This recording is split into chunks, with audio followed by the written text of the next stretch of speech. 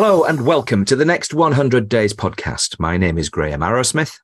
And my name's Kevin Appleby. Graham, have we had a guest on this show 4 times? Not until today. He's actually officially now our favourite guest of all time. He's not actually, we don't really like him, but he keeps producing these books. Actually, we do like him. His name's John Lamerton, and John has produced a really intriguing book. I'm particularly interested in, I'm sure Kevin is as well.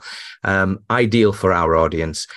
John, welcome back for the 4th time to the Next 100 Days podcast. Thank you very much, Graham. Thank you, Kevin, for having me and for welcoming me back. Welcoming me back. I just jumped in the Zoom room. I don't think you guys knew I was going to be here. No. We tend to switch this on at this particular time on a Thursday and just wonder who's going to turn up this time. Yeah. It was the words, "Oh God, not him again." Yeah. Well, it's definitely how we're feeling. But actually, having read most, if not all, of the book, I'm impressed, John. I think you've done a really good job. The book, just for anybody listening, and I'm sure many of you will know John Lamerton, but The False Exit: How to Exit Your Business and Still Own It. Now, John, that's a fantastic book title. Can you tell us a bit more about it? Yeah, certainly. So it came about actually when I accidentally exited my main business 7 years ago now.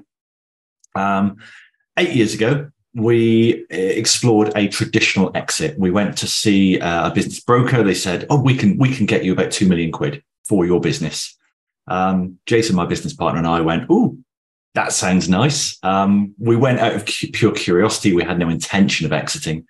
But the minute that £2 million check was dangled in front of us, suddenly the yacht was ordered, the Ferrari was on back order. We were planning on reducing our golf handicap significantly.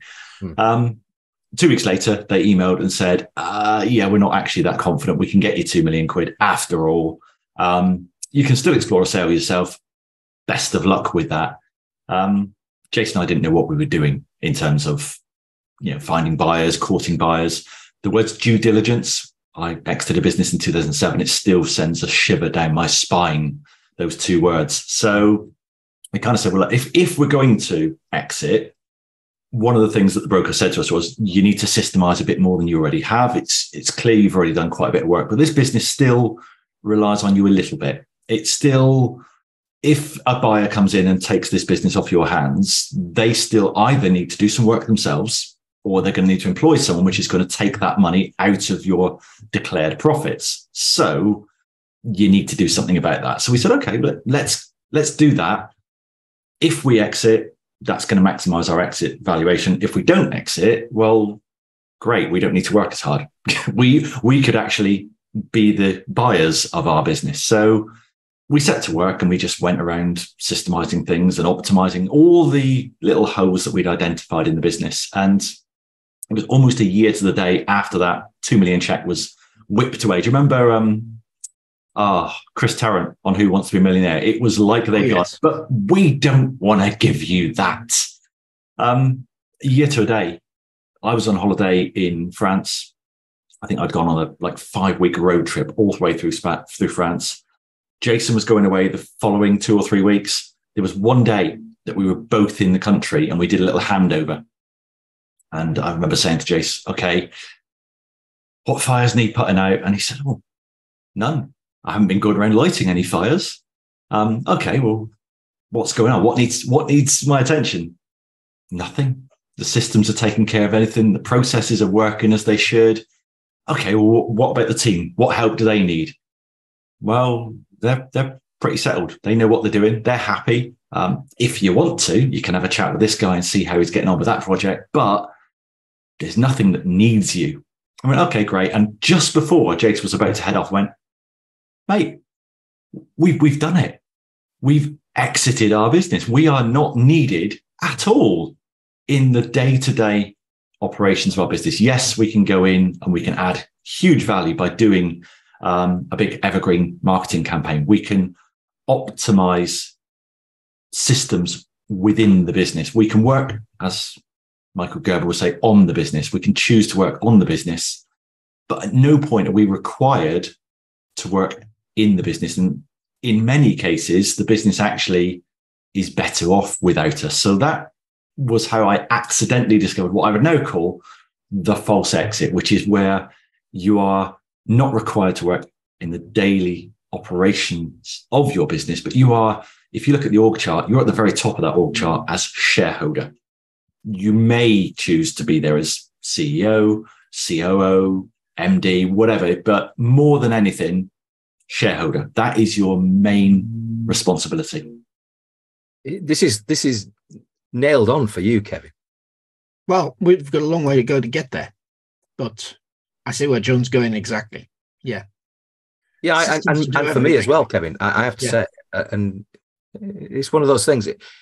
The bits that you've talked about there was like the processes, the systems, the people, and I know that the book goes into some of the things that you do that you would need to have in place, and that's really helpful. I personally am now. One of the things you said in your book, John, is that you like your private space there, your own home office. You're happiest when you're there and you're not being bothered, and your door's very firmly shut. Sod off. I don't want you in here. It's my private place. Have you read the sign on the other side of my door?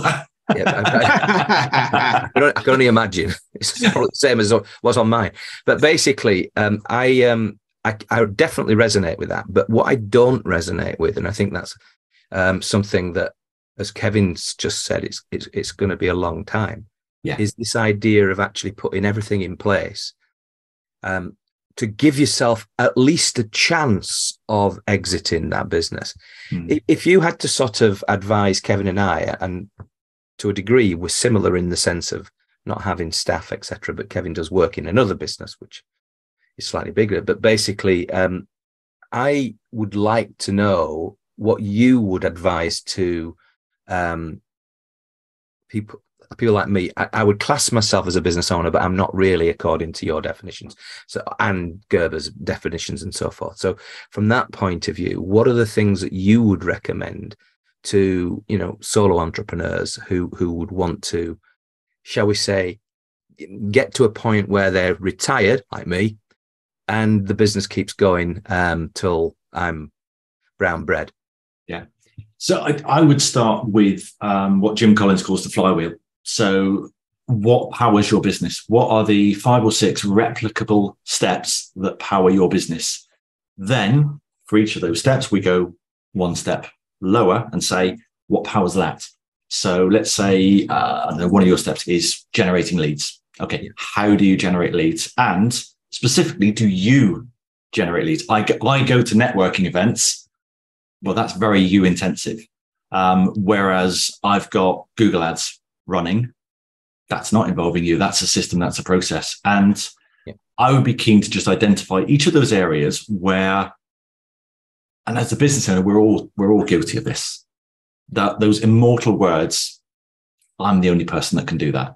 No, that has to be me. I definitely understand that, although I don't believe it. I really don't believe, because there's loads better people than me out there. But having said that, I can see why people do say that. Yeah, and I think there will be elements that absolutely should be you, because your business should be your little world. It should be crafted around your vision. And the false exit is split into 4 sections. The first section is vision and values. Second is getting the right people on board. Third is giving those right people your decision-making framework. And finally, it's that crucial systems. I didn't realize until I started writing this book how important vision and values was. I always thought, you know what, that's a woo-woo fluffy thing for all the people sat around the campfire singing Kumbaya to say, yeah, we've got our values. The more I looked into this, though, you cannot expect anyone else, whether human beings, human resources, or systems, processes, AI, to run your business your way unless they know what your way means. And that is where you give the greatest value to your business, is by sharing what are your values. What do you believe in? Why do you run your business your way? Are you deliberately small? Do you particularly champion a particular sector of the market? Have you got a common enemy that you share with? I know, well, as a Leeds United fan, you have lots of common enemies, but it's mainly Man United, isn't it? You're right. We have lots of enemies, but basically, we don't really. Nobody loves them. They don't care. No, absolutely. But no, I do. I get the enemy thing, especially when it comes to your own business, and it might not be a person or whatever, but it might be just. I'm thinking about your Riverford guy. Is it? I think you said Riverford. Yeah, Riverford Organic Farms. Yeah. Yeah. So, what was interesting to them was they probably had enemies, but you would probably suggest they, give us a bit more information about them because other people might not know much about Riverford. Yeah, absolutely. So, a guy called Guy Singh Watson founded River. So his dad was a farmer. He became a farmer. He got caught up in the organic movement probably 30, 40 years ago now. And he just so strongly believed in this that he said, right, this is what we're going to do. We're going to turn the farm wasn't organic. He converted it to organic. And he scaled that business up based on his values. And he's actually now fully exited the business. Now, he's not done a false exit. He has actually sold via an employee buyout, so employee share scheme. So actually, Riverford is now co-owned by all the employees. But Guy's created this founder's wishes statement, which says, this is the way I want my business to be run. This is what we believe in. This is the way our business is run. He's broken it down into three areas. We do it our way. So he then defines what does we mean? Well, actually, we is not just the people who work on the farm, but actually it's our suppliers. We look after our suppliers. It's our drivers. We look after them. The farms that we work with in the Vendée, we look after them. We are a collective. Our customers, we look after them. The people that do our packaging, we are a collective. Do it. How do we do it? What do we do? What don't we do? They don't supply you with your blackberries. It was blueberries. Yeah, I've actually had blueberries just after about now, I suppose. I've had a delivery this morning. All right. I've probably got, I reckon, another 4 weeks before I get another email. So yeah, they sent me an email last year, mid-September, saying, John, we notice you've got recurring subscription to blueberries in your Riverford delivery. We're not going to supply you with blueberries from now on because of our values. Yeah. Because we can't grow them in the UK because, believe it or not, it gets a bit chilly in the UK past September. We could grow them, and they explained everything to me. Again, decision-making process. They've explained that to me, the customer. Yeah. We could grow it under glass, but that's very energy intensive. We're going to burn a lot of carbon by doing that.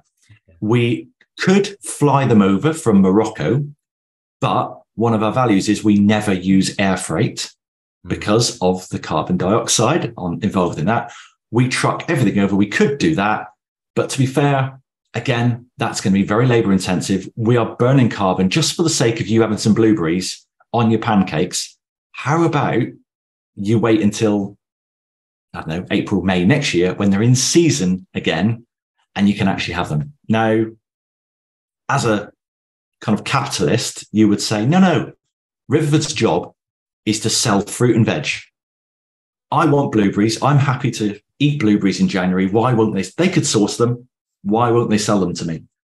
And the reason is because of their vision and values. And that one example of them refusing to make money selling me the product that they sell. It also answers, John, this idea of them having, want a better term, an enemy.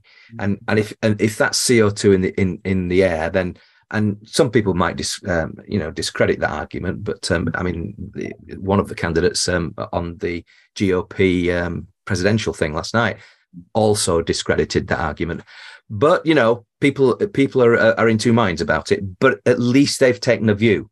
Yeah. And it is their view, and it is something that lots of other people agree with them.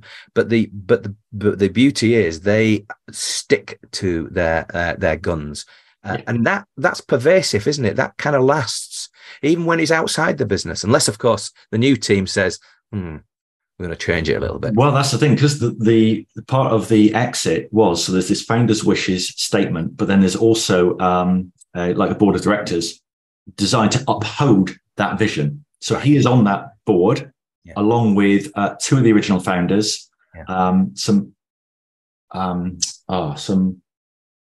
people who aren't sort of involved, like trustees, sort of thing. Yeah, exactly, trustees, and they look after and say, right, are you running things the way that it's intended? And it's almost just like that North Star or that sat nav, just to nudge people back on track and say, whoa, hang on a minute. And the more they share it with customers as well, of course, customers can say, hang on a minute, what you've done here goes against your vision and values. And it's so powerful. It really is. So you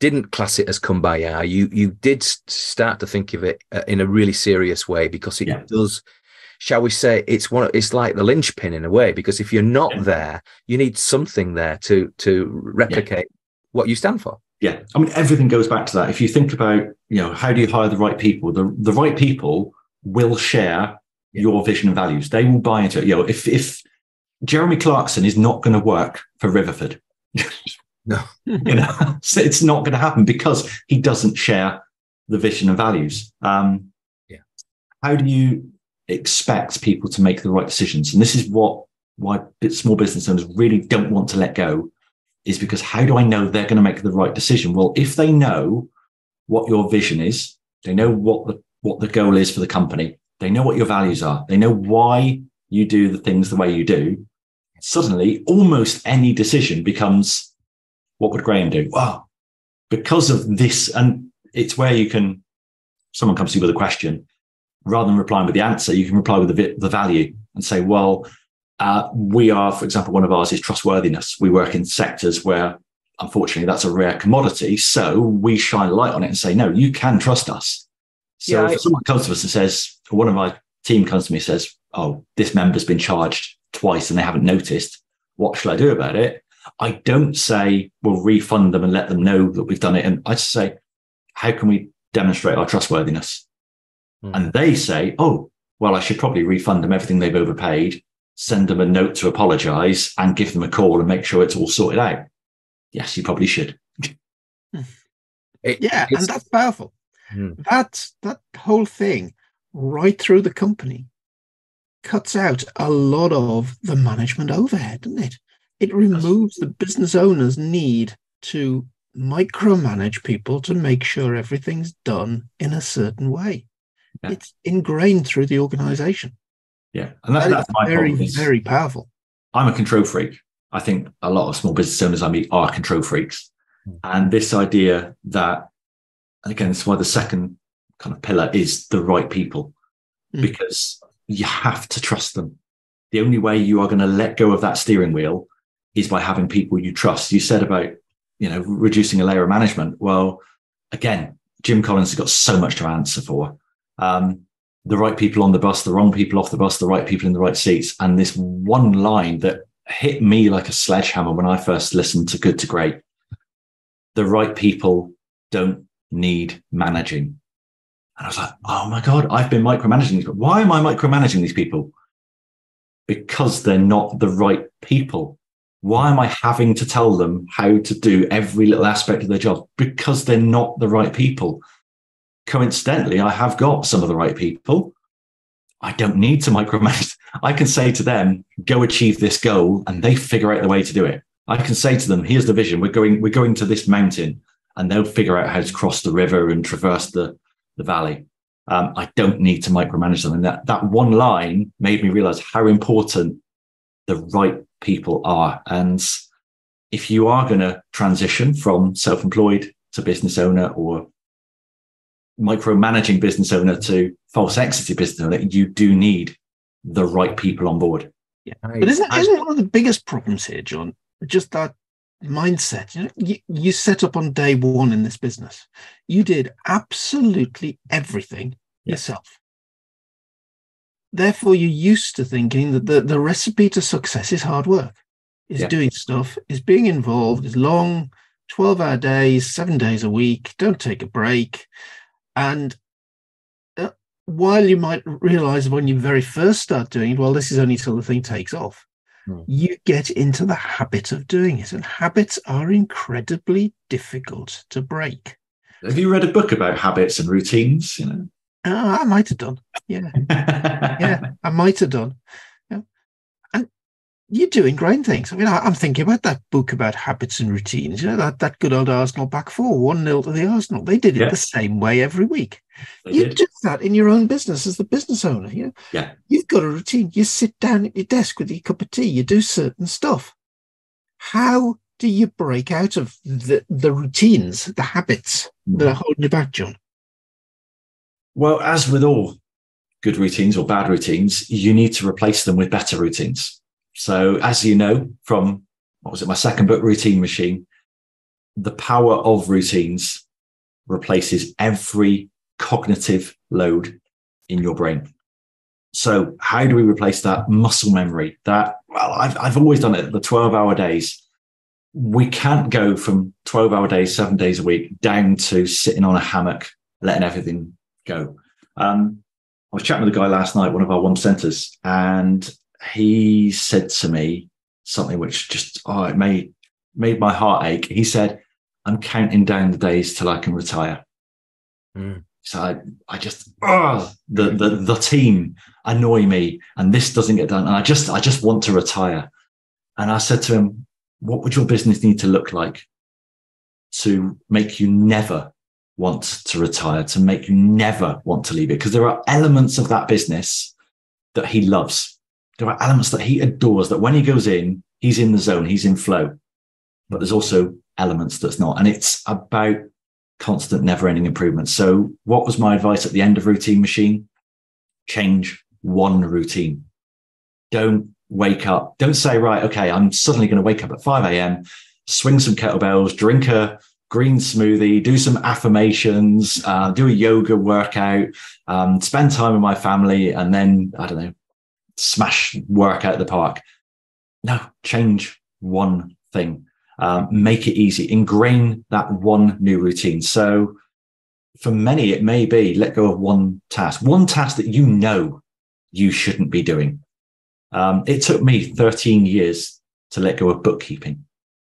And I held on to that as one of those, no, my business is different.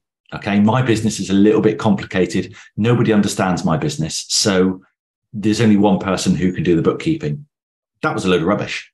There were plenty of bookkeepers who were capable of learning how my business worked. But I told myself that little message. Someone challenged me on that. And I said, okay, let's find out.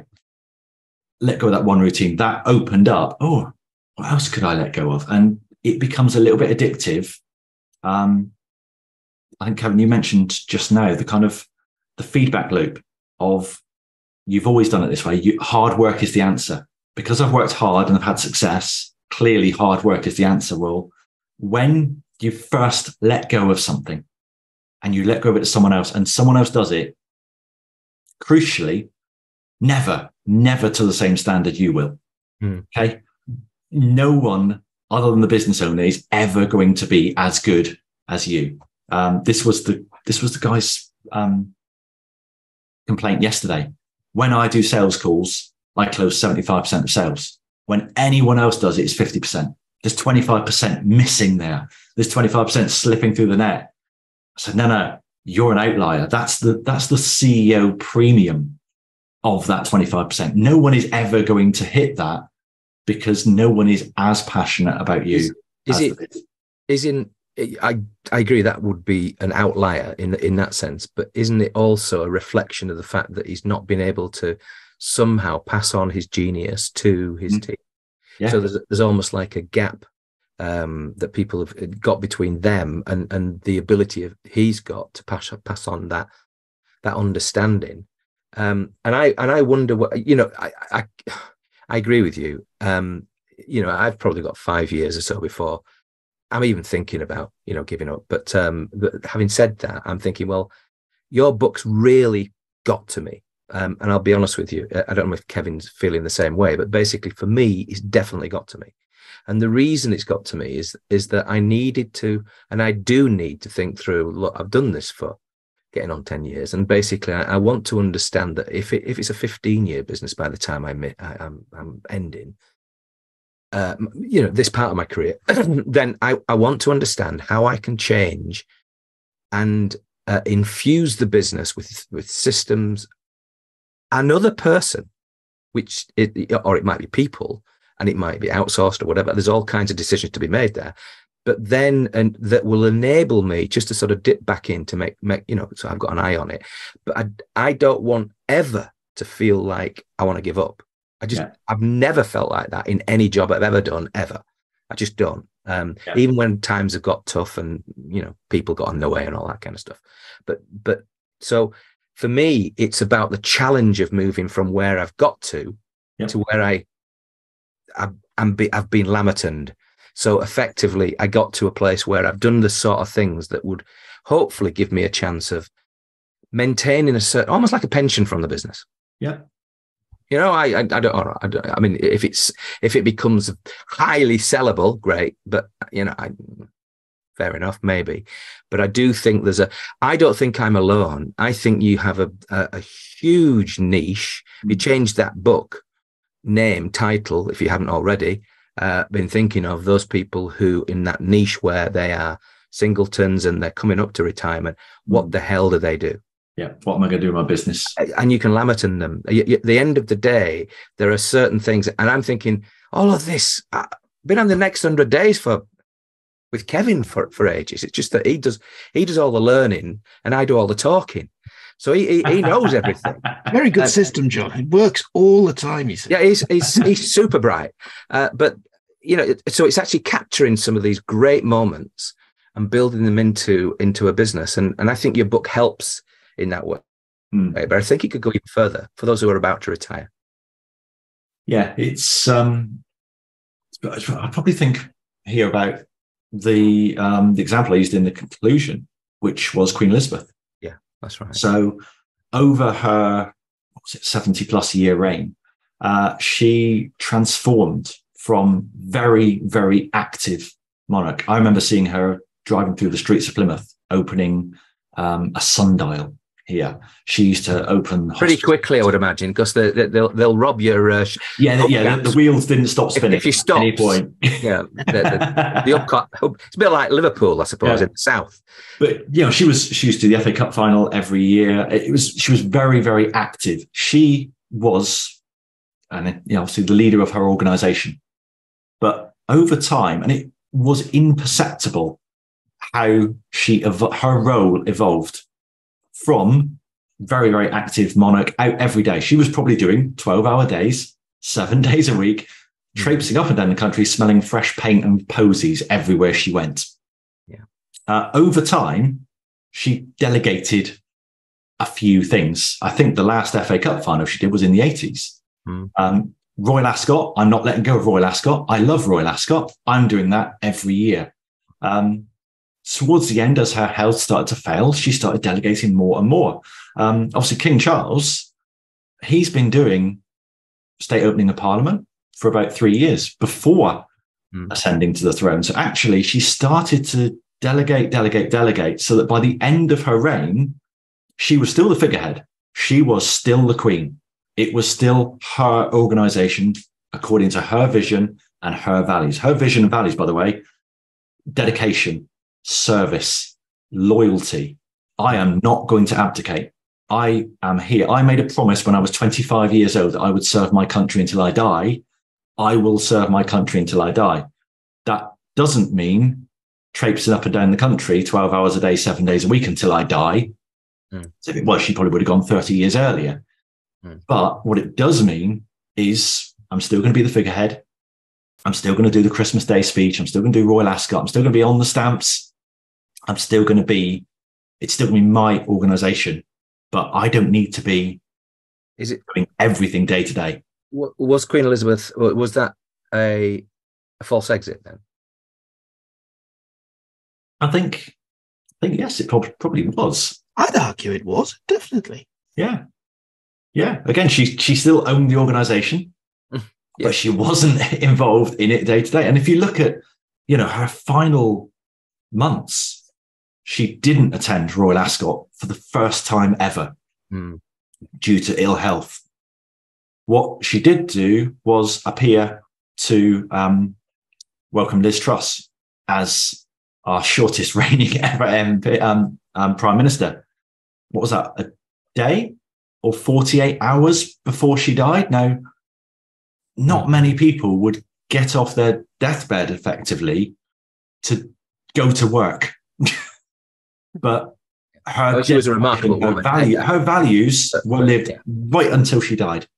Yeah, and I mean, certainly this podcast, Kevin and I are massive royalists, so we wish her and Charles, for that matter, every success.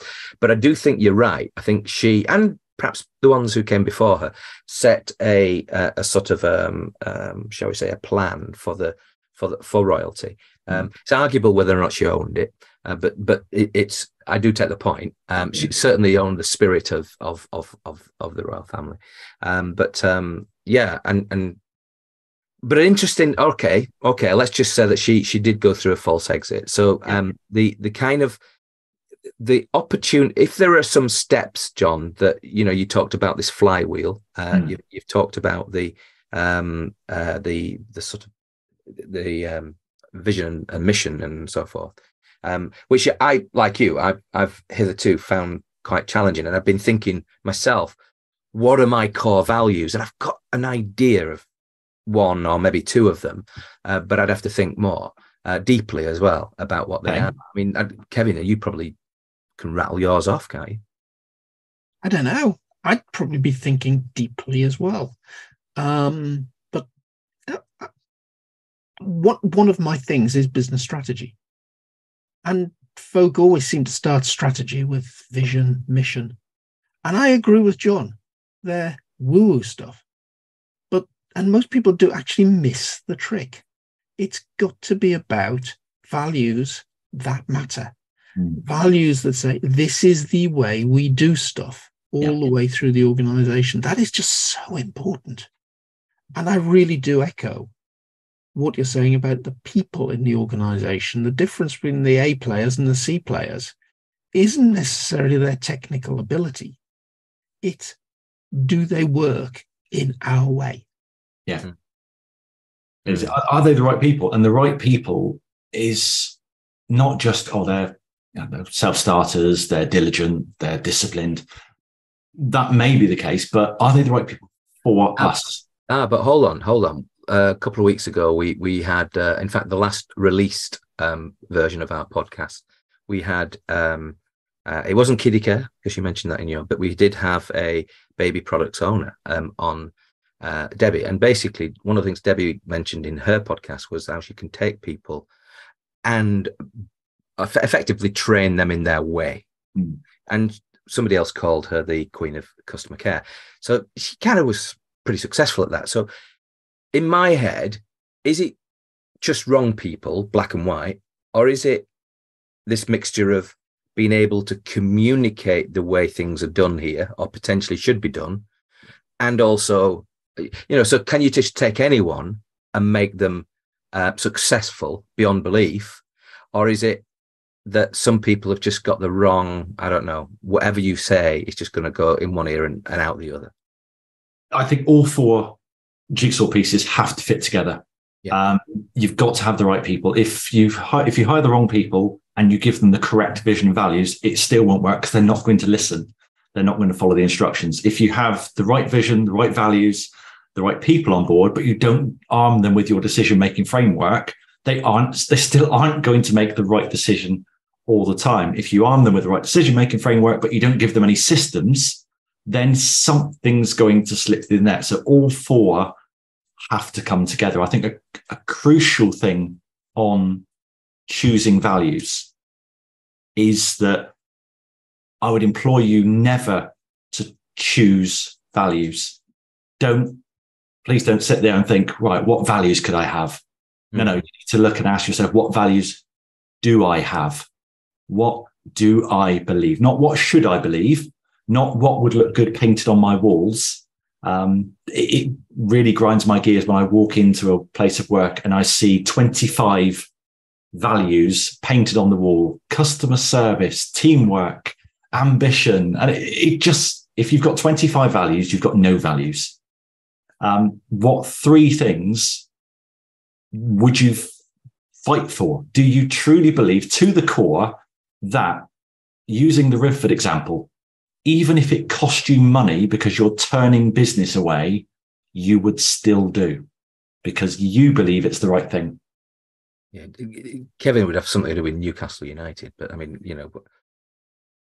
there's only so much you can do with Kevin when it comes to football. But no, look, seriously though, I do. Even though we've got to an age where we kind of know ourselves reasonably well, it still takes a certain amount of what's the right word? Where you're reducing things, like you're boiling the whatever it is, so you're reducing it down to the real core of what you really are. And that's the bit that I'll find challenging. I agree with you. I'm not just going to pick something, because I'd hate to think that I'd just put something up on the wall there saying I'm woo woo, because everybody who's ever met me knows that I'm not. Yeah. And that there's a certain brusque or rudeness, or not rudeness, but basically cheeky chappy type thing going on, and that doesn't equate with an awful lot of these corporate things, which is one of the reasons they didn't particularly care for me when I was there, because I had the same values when I was there. So it didn't quite fit with them, and so therefore I was one of those people who probably didn't want. Yeah. So I guess that the best fit thing for me is to be on my own. So and Kevin, I don't know if you and I, as co-owners of the podcast, could distill ours to 3 or 4 values. That would be challenging. I think we probably could, though, Graham. No, I think we could, because I trust you, and if you put woo on the wall, I'd just ignore it. So, but no, you'd come up with something, I'm sure. But then again, you look at, why would somebody that's 2 people like you and I start a podcast and still be doing it after 8 years, 400 episodes? It's because there has to be some, I'll use chemistry as the word. Which is very or we've set a really low bar and we're failing to reach it. I think that's probably it. One of them. But you're right, there's probably a bit of chemistry there, Kevin. Yeah. And it's that chemistry then that the values drop out of. Yeah, probably so. I don't know. It's a therapy session now, so we perhaps go back to John, and but it's an interesting thought. And for our listeners, if you're thinking about your own business or the people that you're working with, just think how difficult it would be to actually get to those real core values. John, you didn't get it like a week on. It didn't take you from last week, did it? It took you a while to distill these. No, exactly. This is a 20-year journey overall, but certainly from the time deciding to exit to actually exiting. And again, I didn't know this framework. When we actually exited the business back in 2016, I didn't know this framework. I kind of stumbled across it. And even in that period between 2016 where we exited and now, every now and then, just like Michael Corleone in Godfather Part 3, they pull me back in. And every now and then something breaks. And why is it? This year we've let a couple of people go. Why? Because they weren't the right people. And I'll be honest with you, that was reading my own words in my own book that made me realize something's not right here. Something's niggling at me. The vision and values got more clearly defined over the past 6 years because team members would come to me with a question that to me is just so obvious. It's like, well, we're trustworthy. So why would you even suggest that we do this path? I'm really disappointed in myself because I wanted to start this interview, with a film. They don't start it with a sort of tell us about your book, and which I did, unfortunately. I did start with that. And I really wanted to sort of take you back to that moment where you lost your rag and you throw and that was the pivot, wasn't it? From when you, if you like, the time before that was one life and the time after that was pretty much another life. Sort of run us through that. Maybe we'll get Kevin to edit into the front end of the... Yeah, we'll just put that at the front. Interestingly, that was going to be the story I was going to open the book with. And my editor moved it to, I think, the second chapter. He said, no, you need to introduce what the framework is, high level. You see, Graham, you've done this right. It's unusual. I'm with you on this, Graham. If you watch any movie, any Netflix series, you're straight in at the most dramatic point, aren't you? Yeah, yeah. So, yeah, my kitchen, my kitchen table.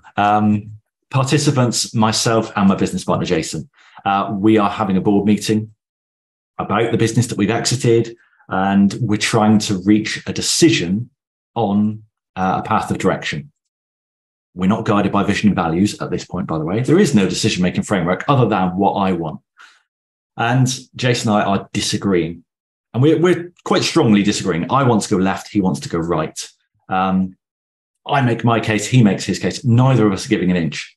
Now, at this point, we're about to go into a live coaching call for the 1% Club. So we've got probably 20 members of our 1% Club sat on a Zoom call waiting for us. At the time, that required me legging it upstairs to this office, grabbing my laptop, grabbing the microphones, grabbing the mixing desk, camera, all the equipment, taking it back to the kitchen, plugging everything in. And I'm getting more and more stressed. I've got a lot going on in my life at the time. I was homeschooling the kids. They both got special needs. Mum and dad were ill.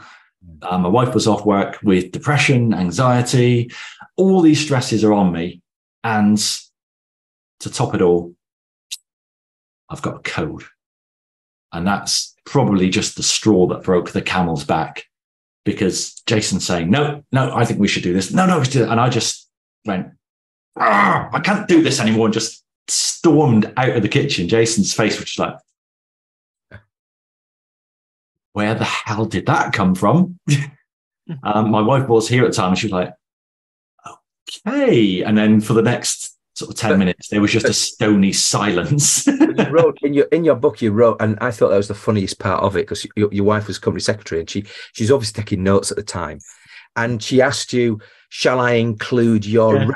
Should I minute that? Yeah, John. Shall I minute that? John had an outburst and threw his toys out of the pram. I immediately liked your wife, just on that comment alone. I just thought that was a wonderful comment, and it speaks well of you and her and how your relationship works. But basically, that was a pivot moment for you, wasn't it? It was, because that was the moment I kind of realised that I can't do this, and something has to give. I have to let go. And as I said, there was just a stony silence for 10 minutes. We went into the 1% Club coaching call, and then we did that kind of very British thing of let's never discuss this again.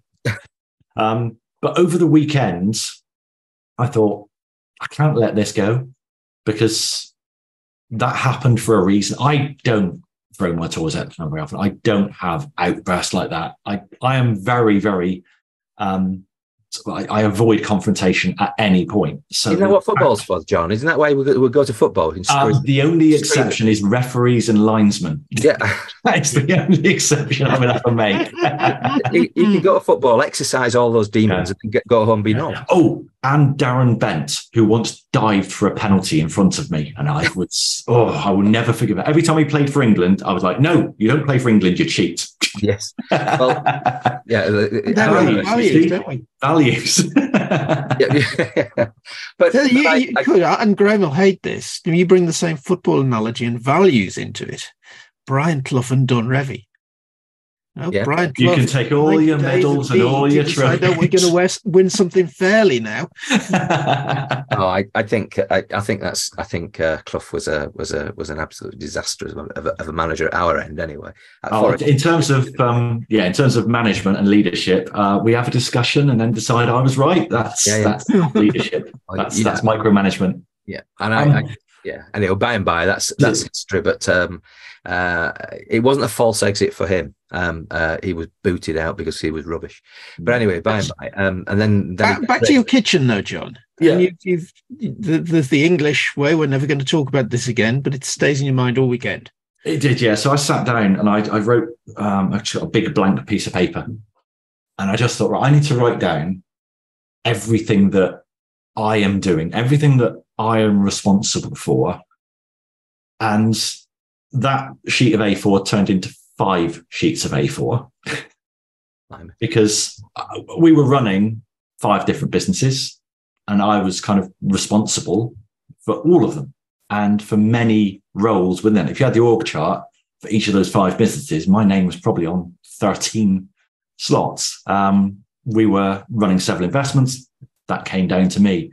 The homeschooling, yep, I'm doing that. And it was just a long, long list of everything that the buck stops here. The reason for that was because I was a micromanager who wanted control of everything. So I'm going to run that business. I'm going to look after this. I'm managing that investment. And on a separate piece of paper, I wrote down everything that I was feeling. And again, this sounds very woo-woo again for me, but I just wrote down, stressed, overwhelmed, panicked, alone. And then I just drew lines between the two. That task makes me feel stressed. When I get a message, we had an investment property in Bradford, and every time I got an email or a letter about that property, it might only require 5 minutes of my time, but every time I do that, angry. It's like, okay, I shouldn't be a property investor because I hate investing in property. And it wasn't the property; it was Bradford. I mean, I get angry just trying to get through the place. It's a nightmare. There is this. But I have to live close by, and I pay my taxes there. I could have sold you a 1-bedroom flat if you like. It's deemed as uninhabitable by the council and condemned, and full of whatever, nefarious characters. But anyway, this list just became obvious to me. So I emailed Jason, first and foremost, apologizing for my behavior, my outburst, and saying, look, something's got to change. So here's my list. Here is everything that I do. The buck stops for me for all of this. I think we should shut this business down. I think we should scale this business back. I think we should exit these investments. I think we should stop pursuing this avenue that we're looking after. It was the word in my mind at the time was subtract. I need to subtract 90% of this stuff, because this is causing me hassle. This is causing me stress, angst, overwhelm, worry, sleepless nights, occasional outbursts in my kitchen. Jason was on board. That bit of paper sat on my desk for about 18 months. And every time I got to exit them, because, selling a property takes time. Requires dealing with estate agents and solicitors. So you'd got the plan in mind, and that would have de-stressed, wouldn't it? Because you knew what you were going to do. And I is that something you recommend for all of us in a way? Is not so much the throwing the toys out the pram, although that's probably useful to recognize the pivot point, but to at least then almost do that sort of balance sheet analysis of this thing here leads to that thing over there, etc. Yeah, exactly. Because you could almost do the same with the positive feelings. I didn't do that, but you could do the same. That guy I mentioned earlier, when I make sales calls, I feel energized. I feel on top of the world. Brilliant. That's what you should be doing with your time. Yeah.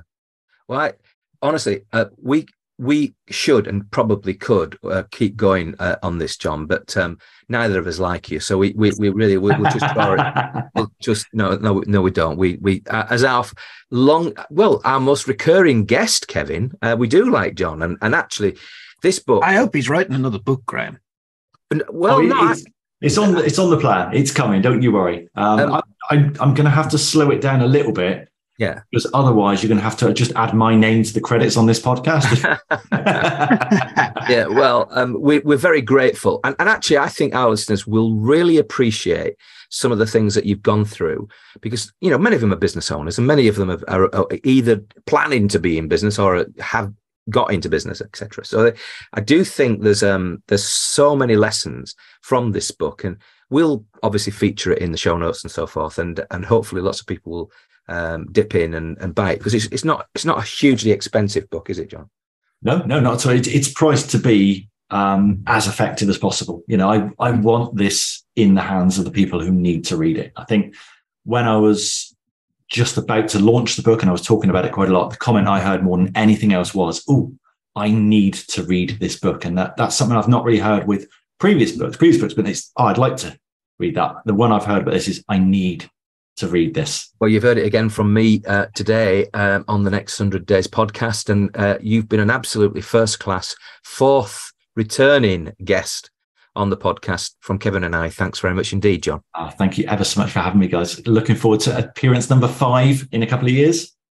We'll be talking Premier League football by then, I will say. Well, yeah, I think there's every chance. Every chance. Well, not for me, but probably for you. Well, we've got vision and values, you see. That's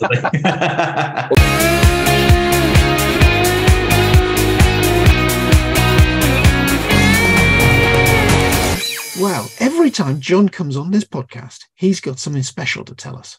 That, I think, blew both of our socks off. It did. I mean, the book is first rate. I would definitely recommend it to anybody who is thinking about exiting their business in one way. And John describes more about 4 different ways in which you can do. And one of them is that you end up dead and with a useless asset. So, and don't do that. So effectively, think it through, buy the book, read the book. It's not long, but there's some fantastic, and John's a really good storyteller. So there's some fantastic things that you can relate to. But then as this podcast has brought out, let's start putting together the bits that'll help you make the right decision for you. He even manages to find something that Plymouth Argyle did right. Well, yeah, I think they're doing really well, and and good luck to them and all their fans. Genuinely nice team and club and so forth. But what can I say, Kevin? It's been another fantastic podcast. This time with John Lamerton for the 4th time, and today, well, for the 4th time with John, I've been Graham Arrowsmith. For getting on for the 400th time with Graham Arrowsmith, I've been Kevin Appleby. Goodbye. Goodbye.